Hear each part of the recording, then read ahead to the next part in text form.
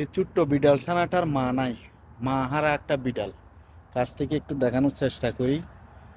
2 দিন ধরে পর্যন্ত আমার দোকান বন্ধ, ডিউটি বন্ধ, কিন্তু ওর ডিউটিটা আমি বন্ধ করি নাই। আল্লাহর কি অশেষ রহমত, আমার মাঝে এমন কি দিছে আল্লাহ জানে, তার জন্য মায়াটা কাজ করছে। কারণ না হলে 2 দিন ধরে সে কিছু না খেয়ে থাকতে হতো। তো আল্লাহ রিজিক কিন্তু কারো জন্য বন্ধ করে না, কোনো কোনো না কোনো রকম ভাবে রিজিকটা চালু করে রাখে। এটা হচ্ছে তার বাস্তব একটা উদাহরণ। না হলে এই টাইমে কিন্তু আমি ঘুম থেকে উঠতে পারি না। এই সকালবেলা ওর জন্য আমি খানা নিয়ে আসছি, ওই নাগানাট কতগুলো, যেগুলো বার্গার বানায়, ওই ওখানে কিছু খিমার মতো আছে আর কি, নরম নরম মাংস দিয়ে। এইগুলো খেতে পারে, আর কিচ্ছু খেতে পারে না। মাছ মাংস আর কিচ্ছু খেতে পারে না এখনো পর্যন্ত। কিছু কোনো রকম খানা খাওয়া শিখে নাই এখনো পর্যন্ত।